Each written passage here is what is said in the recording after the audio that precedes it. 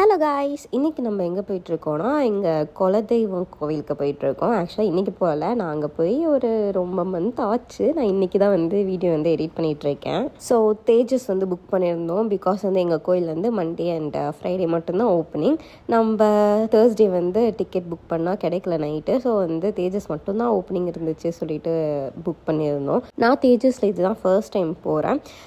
ஆக்சுவலாக ட்ரெயின்னாலே ஃபுட்டு நல்லா இருக்காது அப்படி சொல்லிட்டு தான் இருப்போம். பட் தேஜஸில் நம்மளுக்கு அவ்வளோ கேர் பண்ணி பார்த்துக்கிறாங்க. ஃபுட்ஸ்லாம் ரொம்ப நல்லா இருந்துச்சு. இன்க்ளூடிங் டீ காஃபி கூட ரொம்பவே நல்லா இருந்துச்சு.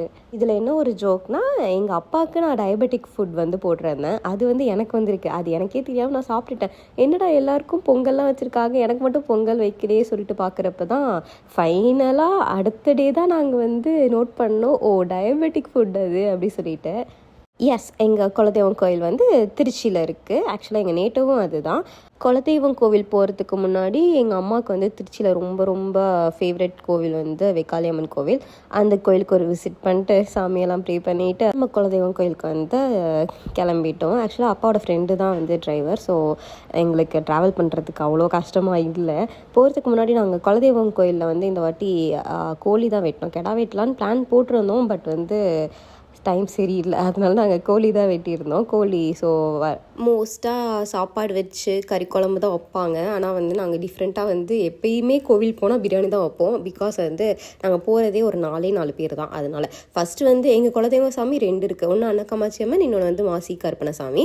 அன்னகாமாட்சி அம்மனுக்கு ஃபஸ்ட்டு போயிட்டு நாங்கள் பொங்கல் வச்சு பொங்கல் படைச்சிட்டு அதுக்கப்புறமா தான் நம்ம பிரியாணிக்கு வருவோம். பிரியாணி நல்லா செஞ்சுட்டு அது நம்ம மாசி கருப்பணசாமிக்கு போயிட்டு படையல் வைப்போம்.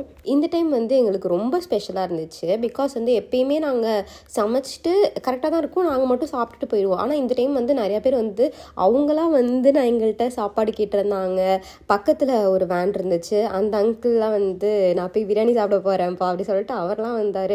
ஒரு மாதிரி நல்லா ஜாலியாக இருந்துச்சு. ரொம்ப நாள் கழிச்சு, ரொம்ப வருஷம் கழிச்சு வேறு நாங்கள் குலதெய்வம் கோயில் போகிறோமா, இந்த மாதிரி சடனாக வரப்பெல்லாம் கொஞ்சம் ஜாலியாகிடுச்சு எங்களுக்கு. அங்கே தண்ணி நம்ம போயிட்டு ஒரு டேப் மாதிரி இருக்கும், அங்கே போயிட்டு தான் எடுத்துகிட்டு வரணும். ஆனால் எங்களுக்கு பக்கத்தில் ஒருத்தவங்க பொங்கல் வச்சுட்டு இருந்தாங்க. அவங்க எங்களுக்கு கேன் வாட்டர் எல்லாம் தந்து அவங்க ரொம்ப ஹெல்ப் பண்ணாங்க. அவங்களுக்கு தான் ஆக்சுவலாக பிரியாணி நாங்கள் கொடுத்தது.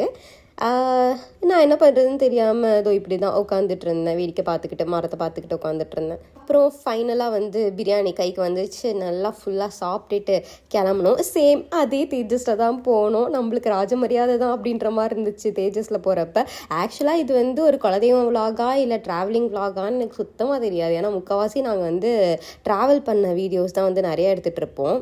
இதெல்லாம் இப்போ வீடியோவில் ஓடிக்கிட்டு இருக்கிறது ஃபுல்லாக ஓமாந்தூர் அந்த சைடில் நிறையா பேர் வந்திருந்தாங்க. ஆக்சுவலாக கோவில் சொல்லியிருந்த மாதிரி மண்டேயும் ஃப்ரைடே மட்டும்தான் ஓப்பனிங். ஸோ நிறையா பேர் வருவாங்க, சாமி குறிக்கிறதுக்காகவே நிறையா பேர் வருவாங்க.